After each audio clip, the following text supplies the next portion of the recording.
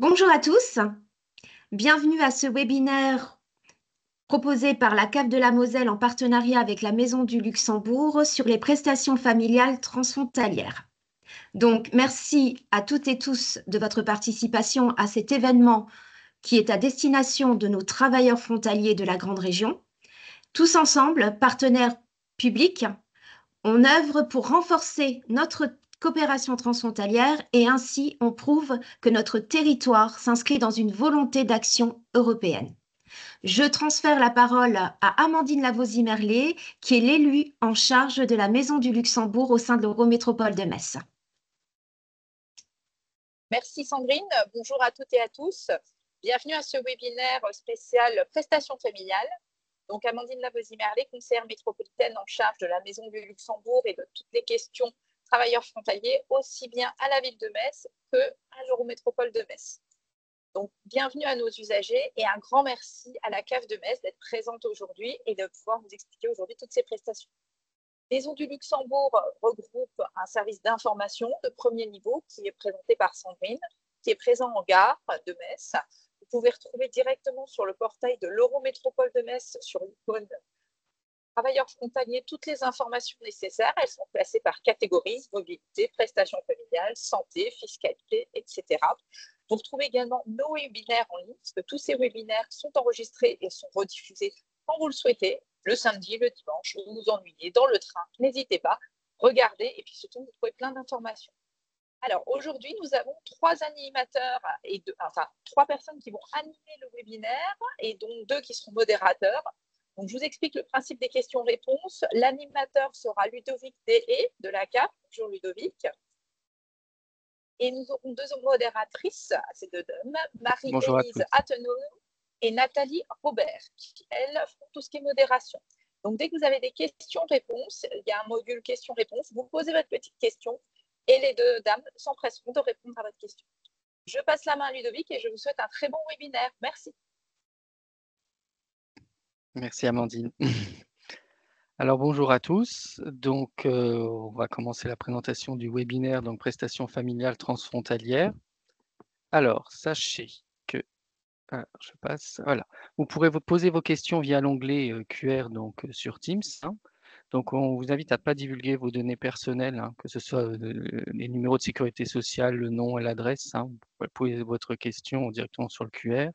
Et voilà, comme a été précisé par Sandrine, que ce webinaire est enregistré, sera mis à disposition sur le portail de la Maison du Luxembourg, de l'Eurométropole de Metz, dans la rubrique Famille. Voilà. Pour les Merci présentations Ludovic. d'usage. Voilà. Et donc on commence la présentation, si cela vous convient. Alors, donc une petite présentation de la Cave de Moselle, tout d'abord. Donc c'est un, voilà, j'en doutais, un organisme de droit qui est chargé d'une mission de service public. Vous voyez pas le support? Ah, comment ça se fait? Alors, pardon. Bon, il y a eu un petit couac, je suis désolé. Moi, je recommence. Hop. Alors, est-ce qu'ici, vous le voyez? Je partage.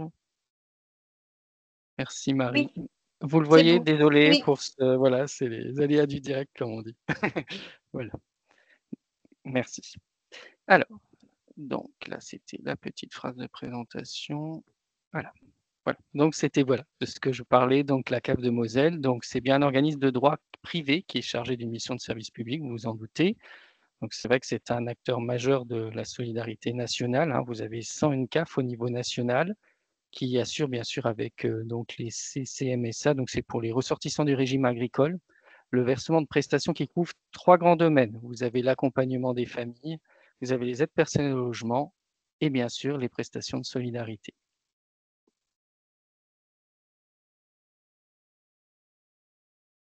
Alors, au niveau des missions, hein, donc vous avez notamment les prestations familiales. Hein, donc on a mis donc une petite définition. Bon, voilà, les prestations, c'est pas exhaustif, mais les principales que vous pouvez rencontrer, en sachant qu'il y aura le guide des prestations familiales qui sera mis à disposition. Hein, pareil sur le site. Donc vous avez notamment l'allocation de base, hein, donc qui est pour un enfant âgé de moins de 3 ans. Vous avez les allocations familiales, hein, les plus connues, hein, à compter du deuxième enfant, en sachant qu'il y a ce qu'on appelle des majorations lorsqu'un des enfants atteint l'âge de 14 ans. Vous avez également le complément familial, donc pour une famille d'au moins 3 enfants, et sachant qu'ils doivent être tous âgés de plus de 3 ans. Vous avez l'allocation de soutien familial, hein, donc elle existe pour un parent qui élève seul son ou ses enfants sans percevoir de pension alimentaire, mais ça peut être également en complément d'une pension qui est fixée inférieure au montant d'allocation de soutien familial. Vous avez également l'A2EH, donc l'allocation d'éducation de l'enfant handicapé. Donc ça, c'est pour un enfant handicapé, hein, malheureusement, dont le handicap est reconnu par la maison départementale des personnes handicapées. Vous avez également la prime à la naissance, hein, qui est versée au 7e mois de grossesse, et également donc le complément de libre choix de mode de garde, hein. Donc ça, c'est pour la garde des enfants âgés de moins de 6 ans. Donc en fonction du mode de garde, vous avez une prise en charge partielle au total des cotisations et la prise en charge partielle des salaires. Bon, cette fois-ci, ça, c'est sans excéder un certain pourcentage au niveau du salaire. Voilà. Sachez que toutes ces prestations, elles sont soumises à critères de ressources, hein, sauf l'allocation de soutien familial et l'A2EH, donc l'allocation d'éducation de l'enfant handicapé. Les ressources prises en compte sont celles de l'année en cours, donc N-2, donc sachez par exemple qu'on est en 2024, donc on prend en compte les ressources de 2022.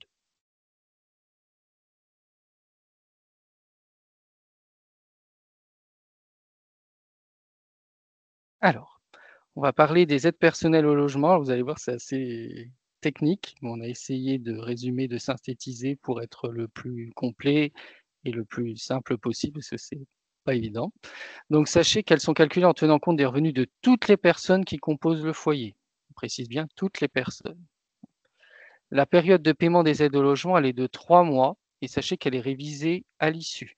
Par exemple, si vous avez un droit à l'aide au logement à compter d'octobre 2024, vous avez la première période, donc les fameux 3 mois de octobre à décembre 2024, puis la seconde, ce sera de janvier à mars 2025, etc., etc.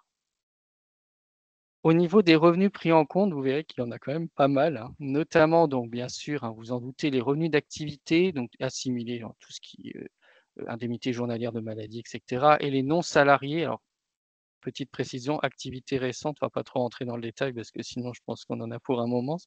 Mais sachez que voilà, que ce soit perçu en France ou à l'étranger, hein, au cours d'une période, on dit de 12 mois glissants qu'on réactualise tous les trimestres. Vous allez me dire qu'est-ce que ça veut dire. Donc, par exemple, pour les droits de octobre à décembre 2024, on étudie à partir des revenus de septembre 23, août 24.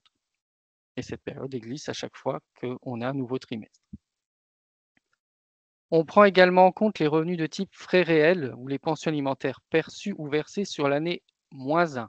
Donc, qu'est-ce que ça veut dire? Donc, pour les droits d'octobre à décembre 2024, on étudie avec les frais réels ou pensions alimentaires de 2023, en sachant qu'il y a beaucoup d'erreurs sur les frais réels. Il y a quand même pas mal de personnes qui déclarent leurs frais réels en salaire, hein, ce qui génère des trop perçus après par la suite. Donc, être vigilant, c'est bien les frais réels, hein.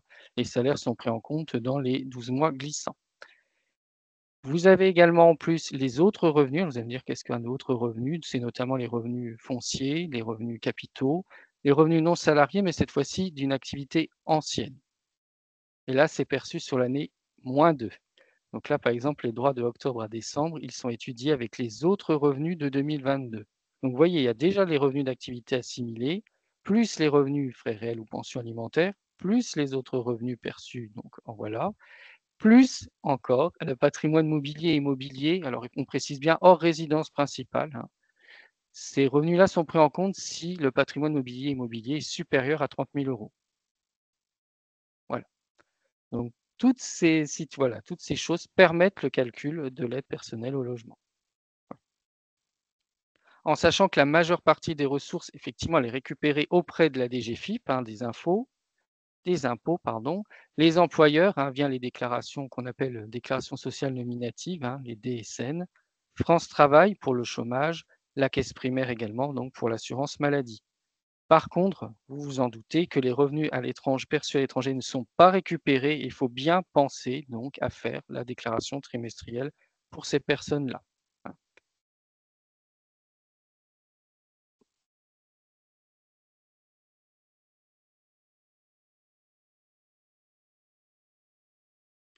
Concernant les prestations de solidarité, hein, donc on en a désigné 3 principales, hein. Donc l'allocation adulte handicapé, donc c'est un droit qui est versé donc à une personne avec de faibles revenus et qui présente malheureusement un handicap reconnu par la maison départementale des personnes handicapées. Vous avez le RSA, hein, donc c'est plus donc pour un foyer, hein, c'est bien foyer, hein, dont les revenus sont inférieurs à un certain montant qui est déterminé en fonction de la composition du foyer. Vous avez également la prime d'activité, donc celle-ci qui est destinée également à un foyer dont les ressources sont modestes. On considère que c'est plus un complément de revenus. En sachant que la prime d'activité et le RSA, donc le revenu de solidarité active, ils sont recalculés tous les 3 mois sur la base pareille d'une déclaration trimestrielle de revenus que le bénéficiaire doit réaliser. Par contre, faites attention, le calcul tient bien compte des prestations familiales françaises ou étrangères perçues. Donc ça, c'est important. Vous avez un lien donc sur le CAF.fr, donc aide et démarches. Alors j'espère que je vais réussir à vous. Alors je ne sais pas si on le voit sur mon écran. J'ai pas l'impression. Non. Alors je vais essayer de l'arrêter le partage et de le relancer avec un peu de chance. Alors, si je fais ça, est-ce que ça va marcher? C'est bon, merci beaucoup. Alors, donc vous voyez, hein, donc sur le CAF.fr, alors je peux peut-être revenir au début, hein, ici, donc vous avez actualité, aide et démarches. Voilà, donc vous avez la ligne droits et prestations ici, et là vous pouvez voir toutes les aides. Donc tout ce qui est lié à la vie personnelle, donc la prestation d'accueil du jeune enfant, les allocations familiales, l'allocation de soutien familial, l'allocation de rentrée scolaire, le CMG, etc. La vie professionnelle, donc notamment la prime d'activité et le RSA, le logement, le handicap, malheureusement en cas d'accident de la vie. Et si vous cliquez sur une des parties, hein, notamment par exemple celle-ci, voilà, et vous avez donc là par contre des petits encarts avec chaque prestation et vous pouvez découvrir l'aide. Voilà, donc j'ai cliqué sur les allocations familiales, il vous explique pour qui, quel montant, quelles conditions. Vous avez même une petite vidéo, les conditions, le montant, et c'est plutôt bien fait avec les barèmes qui sont mis à jour régulièrement.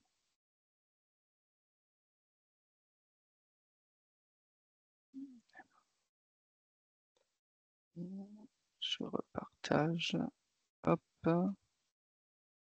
Normalement, je repartage le PowerPoint. Hop.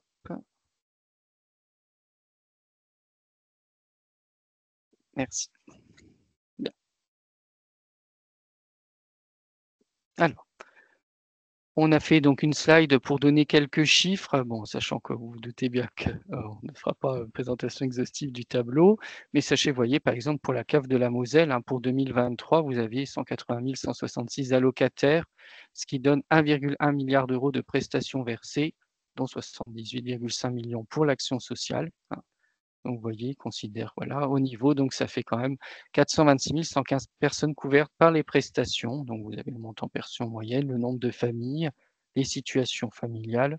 Sachez qu'au niveau de la nature des prestations, hein, c'est vrai que c'est plus celle qui nous intéresse aujourd'hui. Donc, vous avez, voilà, les bénéficiaires, etc. Et vous avez dans autres allocations et prestations, l'allocation différentielle ADI, hein.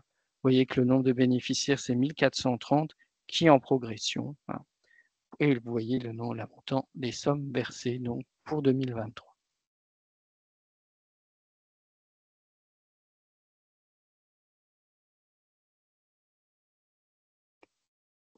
Un petit peu de géographie pour cette slide-là, avec effectivement le Luxembourg et la Moselle. Vous savez que c'est 2 territoires qui sont connectés. Voilà, donc sachez qu'effectivement, on le voit bien sur cette slide. On va partir maintenant sur les vrais impacts quand vous êtes travailleur frontalier. Donc oui, hein, vous en doutez que le Luxembourg, comme la France, hein, verse des prestations aux personnes qui sont affiliées à un régime de sécurité sociale luxembourgeois, hein, qui sont liées à l'activité, bien sûr, d'une activité professionnelle dans ce pays. Donc vous avez effectivement les prestations versées, notamment l'allocation familiale, vous avez une majoration d'âge, notamment l'allocation de rentrée scolaire, l'allocation spéciale supplémentaire, oui, c'est pas le même nom qu'en France, hein, donc c'est pour compenser les charges supplémentaires occasionnées par le handicap, malheureusement, d'un enfant. Et vous avez également l'allocation prénatale et l'allocation de naissance. Par contre, c'est bien précisé sur le site de la CAE que c'est strictement réservé aux mères qui sont travailleuses frontalières. Alors, pas d'OD, OD, c'est pas d'ouverture de droit sur la base du travail du conjoint au Luxembourg.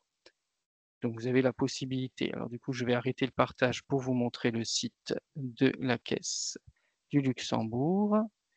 Alors, hop, voilà.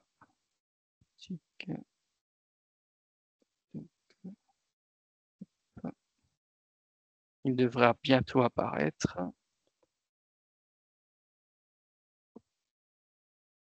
Je pense qu'il est apparu. Très bien, merci. Donc, et vous voyez ici sur le site de la Caisse pour l'avenir des enfants, vous avez allocation et vous avez le détail donc en fonction de ce que vous recherchez. Prime à la naissance, etc., etc. Un petit exemple et vous voyez, vous détaille également ce qui en est.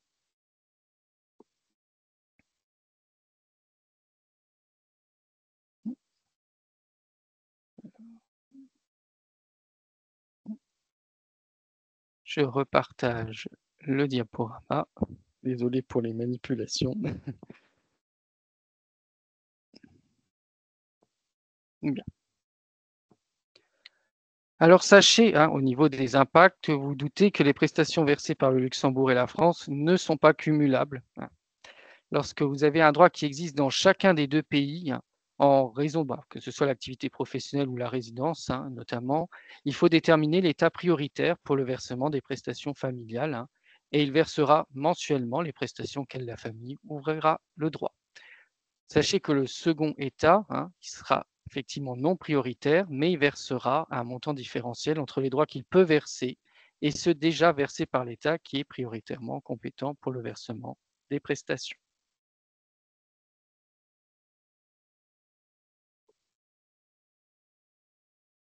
Alors, on continue. Donc, c'est vrai que la priorité, les déterminés sont 3 critères. Vous avez forcément l'exercice d'une activité professionnelle. Vous avez également la perception d'une pension et bien sûr la résidence. Donc, sachez que si une activité exercée dans le pays de résidence des enfants, alors c'est bien ce pays qui versera prioritairement les prestations. On a fait un petit parallèle, donc notamment c'est une règle qui est similaire en cas de cumul d'une activité dans un. On considère qu'il y a un premier État membre et un autre État membre, sachez-le, par rapport à la compréhension du webinaire. Donc on a bien un cumul d'une activité dans un premier État membre et la perception d'une pension dans l'autre État membre, c'est pareil. En sachant qu'il y a des petites subtilités, notamment au niveau des pensions. C'est vrai que si vous avez dans un État une activité professionnelle et dans un autre État une pension, ce sera bien la législation du pays d'emploi qui sera appliquée. Si vous avez dans chaque État une pension versée, sachez que c'est bien la législation du pays de résidence des enfants. Je tenais à le préciser. Et si vous avez dans un État une pension et dans l'autre État la résidence, sachez que c'est bien la législation du pays qui verse la pension. Par contre, si la France est le pays de résidence, sachez que vous avez l'étude d'un droit d'allocation différencié. Par contre, vous voyez qu'en l'absence d'activité dans le pays de résidence, c'est le pays où est exercée l'activité qui sera compétent prioritairement.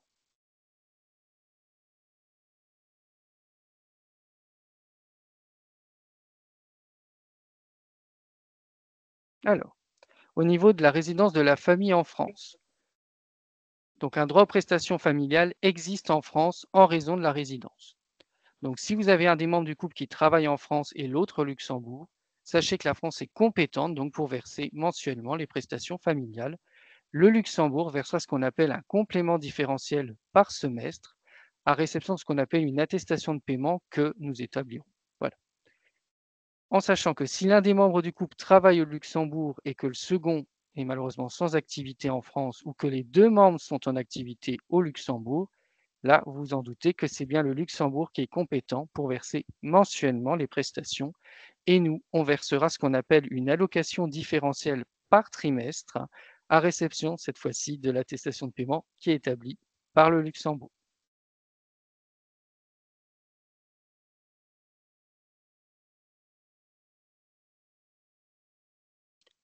Une petite slide donc sur le complément différentiel.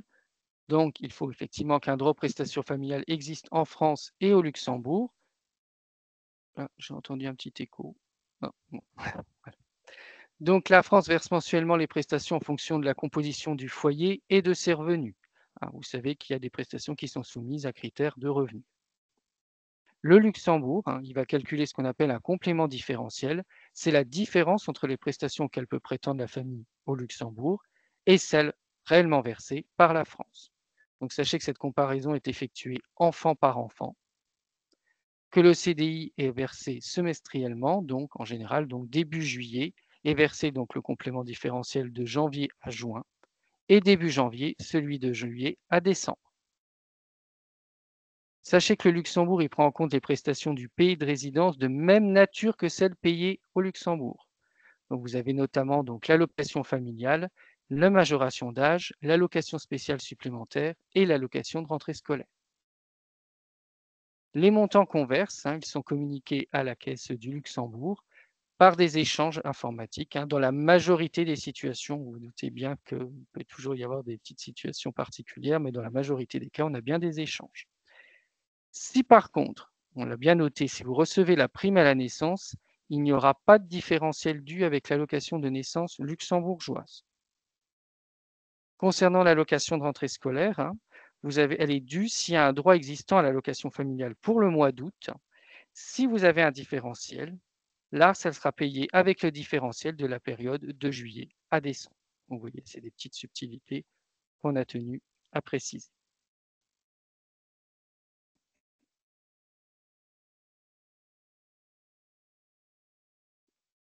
Concernant l'allocation différentielle, dit ADI, donc sachez qu'un droit aux prestations familiales existe en France et au Luxembourg. Voilà. Le Luxembourg, là, cette fois-ci, verse mensuellement les prestations en fonction de la composition du foyer. Sachez que la France va calculer ce qu'on appelle une allocation différentielle. Donc, c'est la différence entre les prestations auxquelles peut prétendre la famille en France et celles versées au Luxembourg. Il est fait, désolé pour le thème, masse des enfants. Ce n'est pas un calcul enfant par enfant ici. Le versement est trimestriel, donc sachez que les droits sont calculés mois par mois à la fin de chaque trimestre civil. Et les montants versés par le Luxembourg, ils sont récupérés donc par la France auprès bien sûr de la Caisse du Luxembourg, pareil par échange automatisé dans la majorité des situations. Voilà la petite nuance entre le CDI et l'ADI.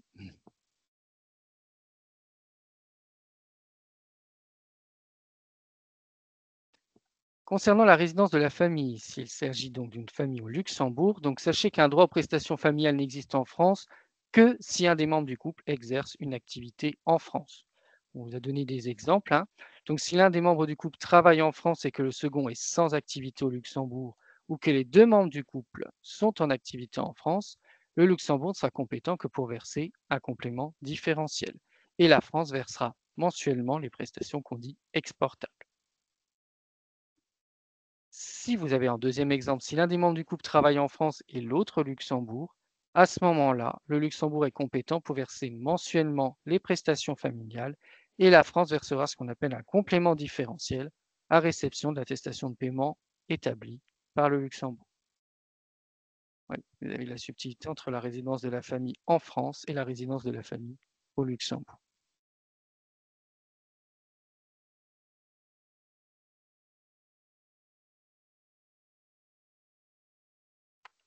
Au niveau des règles de priorité de paiement, on a donné quelques exemples, donc les situations les plus fréquentes. Sachez que voilà, par exemple, vous avez monsieur qui travaille au Luxembourg et madame travaille en France ou alors elle est indemnisée par France Travail. La famille, elle a deux enfants, donc de 7 et 10 ans, et elle réside en France. Effectivement, comme madame travaille en France ou indemnisée à France Travail, la France paie prioritairement les prestations pour les deux enfants, donc c'est à peu près 150 € pour le montant le plus élevé parce que, effectivement, les allocations familiales sont soumises à condition de revenu. Et le Luxembourg verse ce qu'on appelle un complément différentiel tous les 6 mois, qui correspond à la différence entre les droits luxembourgeois, environ 300 € par enfant, et les droits français. Donc vous voyez, on a fait le calcul, ça équivaut à peu près à 2 700 €.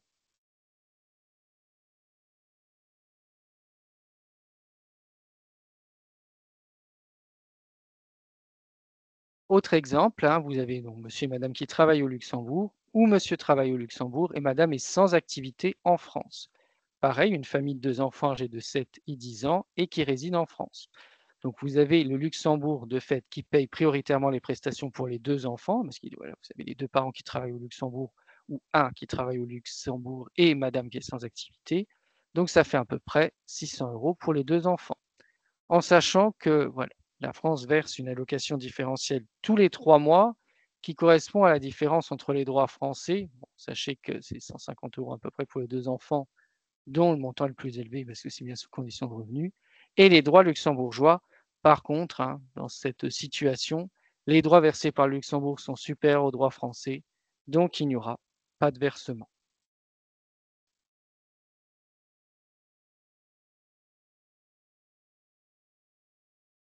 Vous avez des nouvelles particularités, hein, notamment celle-ci qui est importante, c'est qu'il n'existe pas de droit en France pour un seul enfant au-dessus de 3 ans.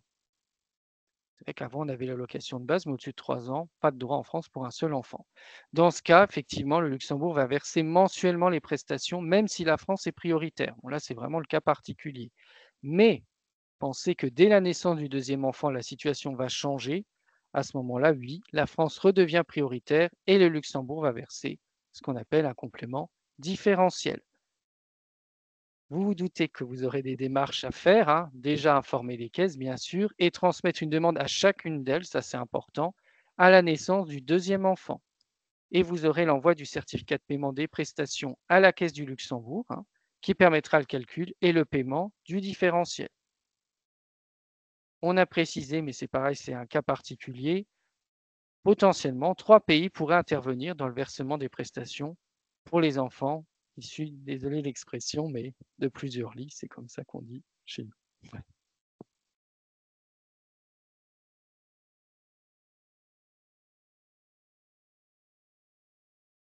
Vous vous doutez bien qu'il y a des dates d'effet, hein, au niveau du changement de priorité en cas de changement de situation professionnelle. Donc sachez qu'en cas de changement de situation professionnelle, le premier jour du mois, hein, vous aurez le changement de priorité qui interviendra à M, parce que c'est le premier jour du mois. Par contre, en cas de changement de situation professionnelle à compter du 2 du mois, vous aurez un changement de priorité donc pour le versement de l'organisme qui verse les prestations à M+1. Sachez que oui, les régularisations, elles peuvent générer des indus, hein, par rapport au traitement, oui, effectivement. En fonction de l'organisme qui est prioritaire, sachez que la caisse va demander à ce dernier le remboursement des prestations versées à tort, et donc on va éditer une attestation de droit. Si par contre il reste un seul débiteur à la suite des échanges entre nos caisses, sachez que le trop perçu sera signifié du coup à vous, à la locataire.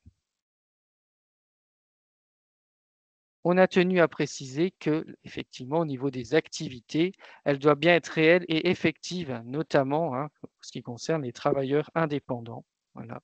Et sachez qu'en cas d'exercice d'activité par la même personne dans plusieurs États membres, on va vérifier ce qu'on appelle la partie substantielle de l'activité dans le pays de résidence pour savoir quelle législation on va appliquer. Donc sachez qu'il y a 25% des critères relatifs au temps de travail et ou rémunération, donc pour une activité salariée. Voilà. Ou sinon, ça concerne par rapport au chiffre d'affaires, le temps de travail et des revenus pour une activité non salariée. Donc vous avez bien cette histoire de pourcentage de critères en temps de travail pour salariés notamment, et pour chiffre d'affaires, temps de travail et autres pour une activité non salariée, donc type travailleur indépendant.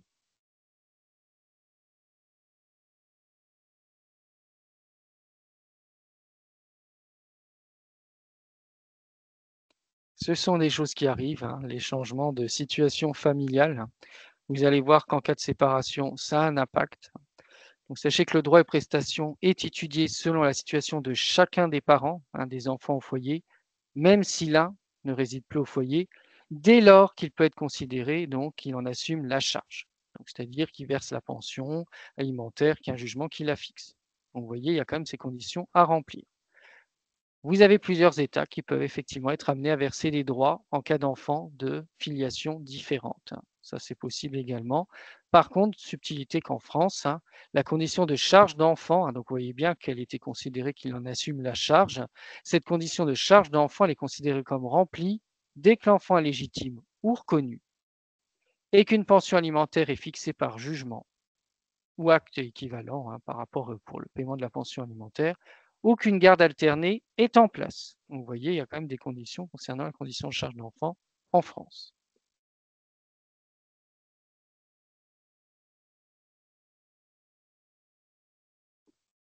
Dans un cas plus joyeux, la recomposition familiale, sachez que le droit aux prestations est étudié pareil selon la situation de chacun des parents de chaque enfant au foyer. On reprécise que les étapes prioritaires, effectivement, peuvent être différents pour chaque enfant en présence d'enfants de filiation différentes. Par contre, on le précise bien, selon la législation luxembourgeoise, en l'absence de PACS ou de mariage, aucune prestation étrangère ou de complément différentiel ne sera versée en faveur des enfants non biologiques du nouveau conjoint. C'est une remarque qui est importante.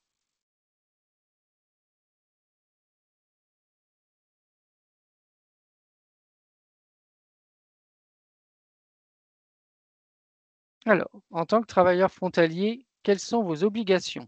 Déjà, c'est important, c'est de faire une demande dans les 2 pays, on précise bien les 2 pays, et joindre un certificat de droit aux prestations établi par la caisse qui a payé les prestations, vous en doutez, et en dernier lieu, bien sûr, et les autres pièces nécessaires, notamment le relevé d'identité bancaire, les déclarations de ressources, etc., pour calculer vos droits. Oui, les échanges ne pourront se mettre en place qu'à cette condition. Donc, c'est bien important de faire cela. Le second État ne calculera et versera des droits que si le premier, donc forcément, est en capacité d'attester des montants versés ou du motif de non-versement des prestations. Vous entendrez parler toujours des attestations de droits ou de non-paiement. Donc, vous voyez bien qu'on a besoin forcément d'attester de cette situation. On a bien insisté qu'il fallait faire 2 demandes entre les 2 pays parce que vous voyez, le fait de ne pas avoir déposé de demande, ça ne permet pas d'établir une attestation de non-versement. Donc, vous avez bien compris que l'étude des droits est obligatoire dans les 2 États. On insiste là-dessus, mais c'est important.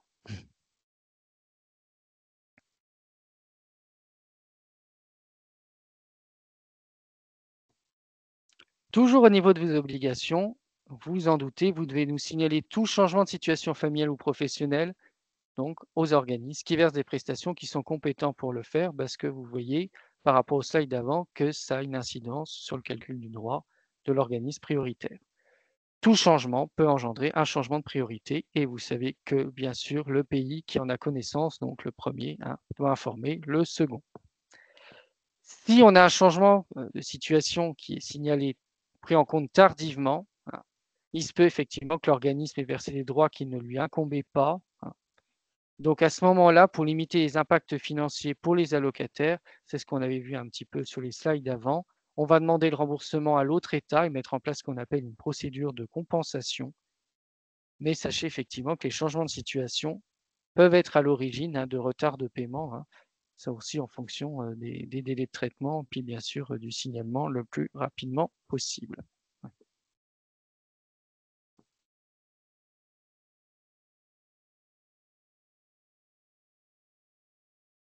Toujours dans les obligations, vous avez bien compris que vous avez les mêmes obligations que n'importe quel allocataire à l'égard de la CAF. Toujours nous signaler dans les meilleurs délais toute évolution dans la situation.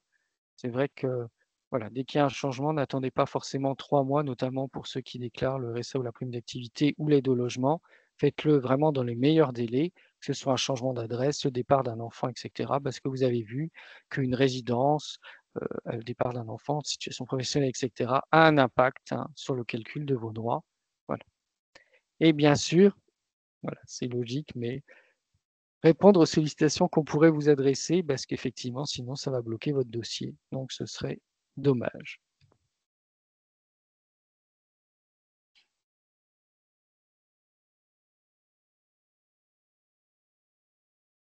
On tient à préciser donc dans la suite que si la France est prioritaire pour le versement des prestations, sachez que vous recevrez donc un contrôle de situation de la personne en activité en France. Ne soyez pas surpris.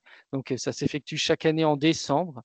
C'est l'activité en France qui va justifier du versement des prestations. C'est important donc de compléter ce questionnaire qui va vous être adressé donc en fin d'année pour confirmer que votre activité est toujours exercée en France. Donc, sachez que cette réponse est apportée par le biais donc d'une téléprocédure sur le site caf.fr que vous verrez apparaître donc sur votre espace personnel. Ça, il n'y a pas de souci. Aucun justificatif n'est à fournir, mais par contre, si vous ne fournissez pas de réponse, sachez que les droits vont être interrompus à compter du mois de janvier qui suit. Donc ce serait dommage. Et sachez qu'en mars, si aucune réponse n'a été apportée, vous avez l'ensemble des prestations versées au cours de l'année précédente qui vont vous être réclamées. En général, c'est là que les allocataires se manifestent, mais c'est quand même dommage, hein. Voilà, pensez à faire effectivement cette déclaration du contrôle de situation de la personne en activité en France.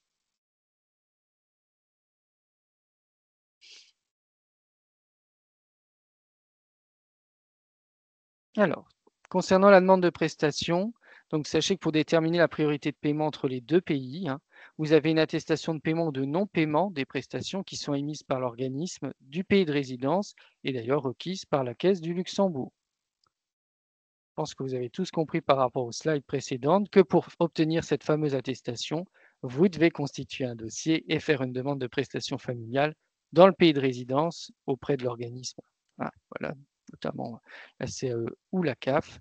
Et c'est bien cette demande qui permet d'obtenir l'attestation de paiement ou de non-paiement requise, hein, parce qu'on avait vu que si vous ne faites pas de demande, vous ne pourrez pas avoir cette attestation qui vous permet d'étudier vos droits.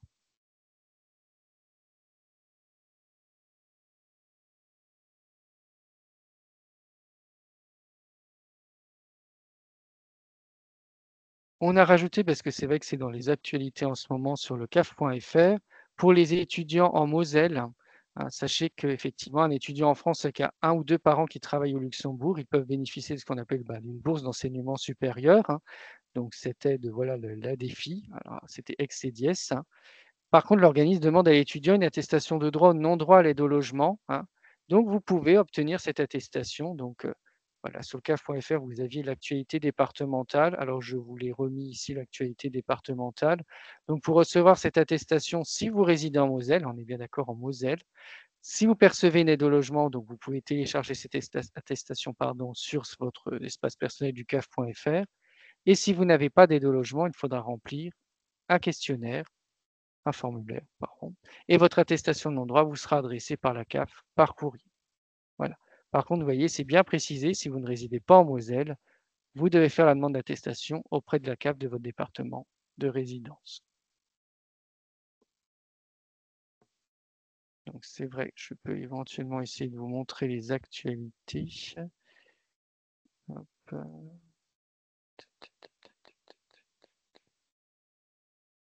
Bon, sachant que je vous ai tout dit, donc c'est peut-être pas utile. Voilà. Je vous remontrerai le site après.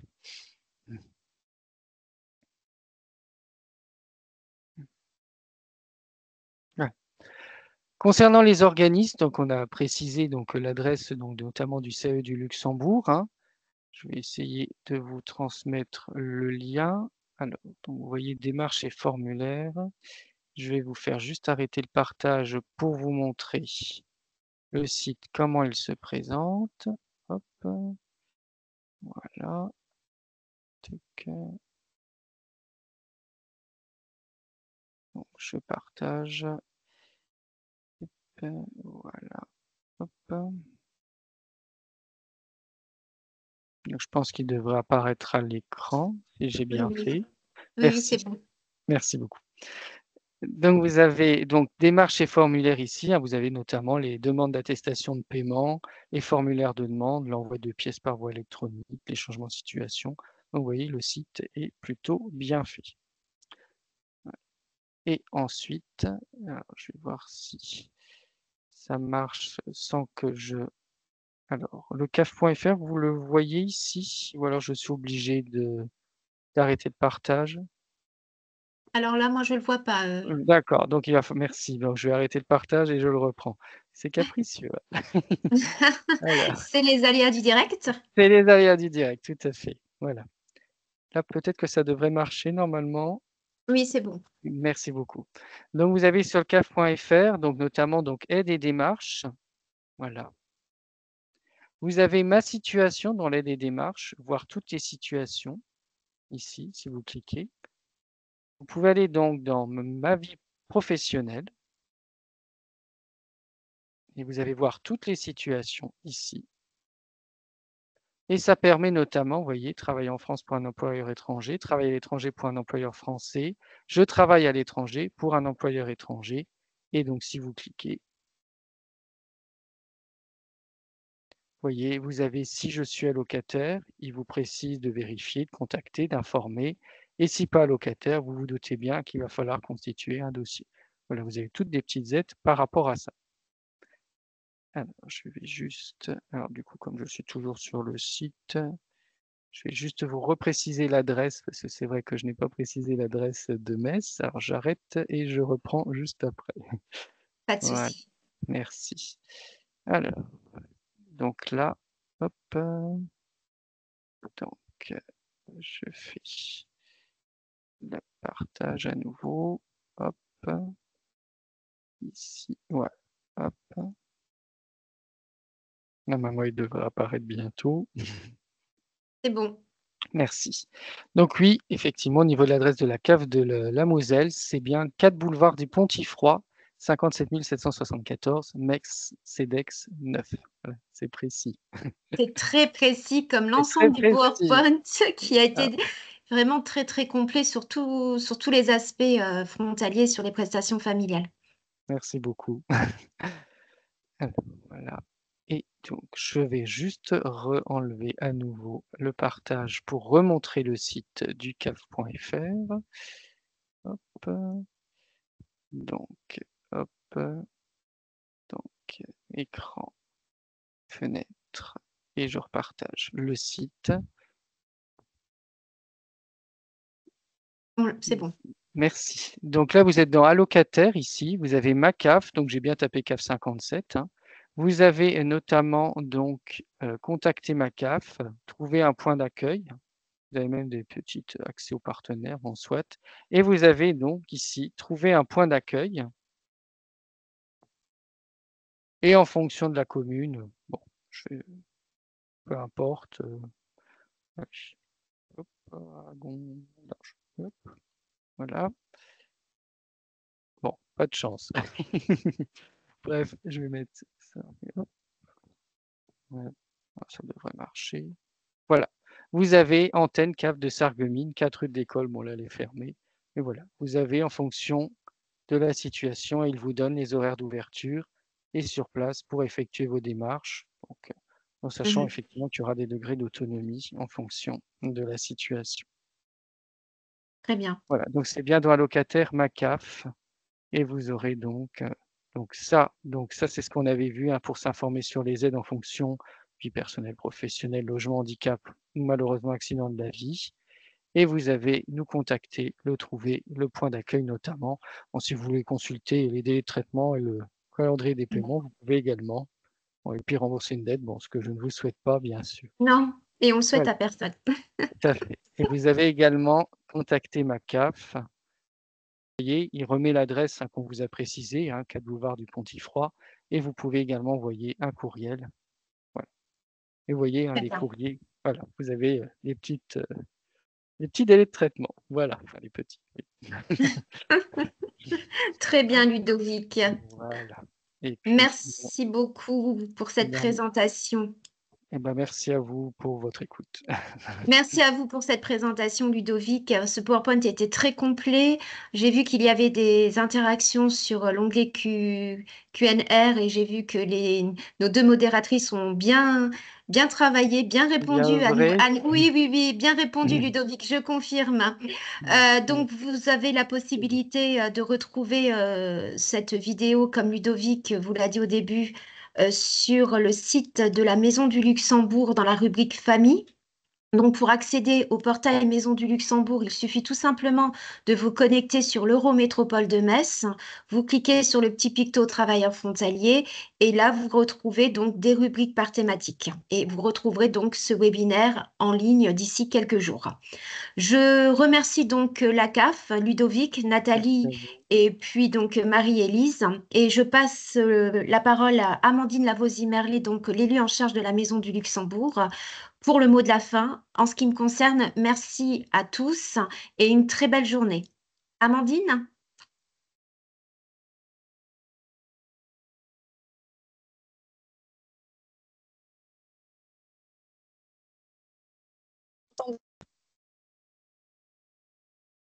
On a perdu Amandine.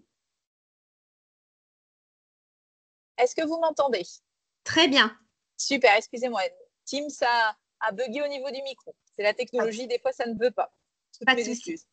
Alors un grand merci, moi je remercie les partenaires parce que sans les partenaires aujourd'hui la Maison du Luxembourg ne pourrait pas exister de cette manière. Sur ces 2 dernières années avec Sandrine, nous avons réussi à monter un partenariat avec plus de 25 organismes différents, aussi bien d'État comme la CAF, la CAE au Luxembourg et d'autres, et également des organismes privés. Donc justement, je vous donne les prochaines dates avec nos organismes, les prochaines dates à venir. Donc nous avons ce jeudi une après-midi fiscalité au sein du local de la Maison du Luxembourg. Donc vous venez directement avec vos questions, 15 minutes chacun, et nos conseillers vous répondront directement. Nous avons une réunion en présentiel le samedi matin, le 16 novembre, à l'Eurométropole de Metz, donc dans la maison de l'Eurométropole, là, avec 2 consultants fiscaux. C'est sur inscription, c'est gratuit toujours, sur inscription. Prochaine réunion thématique, toujours des jeudis après-midi, le 21 novembre. Là, on sera sur tout ce qui est formation professionnelle et langue avec l'AFPA et le GRETA. Ensuite, nous serons le 28 novembre, la semaine qui suit, sur la retraite des frontaliers avec la CARSAT élargie ARCO. Et ensuite, le 12 décembre, un petit peu plus loin, avec la CPM de Metz pour les soins transfrontaliers. Et petite surprise, vous avez peut-être commencé à voir sur les réseaux sociaux, mais nous allons faire beaucoup plus de communication dessus, même s'il y a déjà énormément d'inscrits, alors inscrivez-vous. Le samedi 7 décembre, l'Eurométropole de Metz et avec la Maison du Luxembourg, nous avons décidé d'offrir un spectacle à l'ensemble de nos citoyens sur le thème des frontaliers, pour montrer justement que nous sommes des voisins très proches et très amicaux, qui s'appelle Villemousse Merci. Donc, ça se passera au Palais des Congrès Robert Schuman, qui se trouve derrière la gare à Metz. C'est totalement gratuit, sur inscription. Donc, n'hésitez pas à vous inscrire. Les places partent très, très vite. Un grand merci à tous et je vous dis à très bientôt. Merci Amandine, merci beaucoup. Donc pour les inscriptions qui ont été précédemment citées par Amandine sur les événements qu'elle vous a évoqués, il suffit tout simplement d'aller sur le site de l'Eurométropole de Metz, cliquer sur le petit picto travailleurs frontaliers, demander une information ou un rendez-vous et vous retrouvez donc les prochains événements et bien évidemment les liens d'inscription pour la réunion fiscalité du 16 novembre et le bouquet final, le spectacle de fin d'année. Un grand merci à nos partenaires, une belle journée à tous et à toutes. Au revoir. Merci à tous, une bonne journée.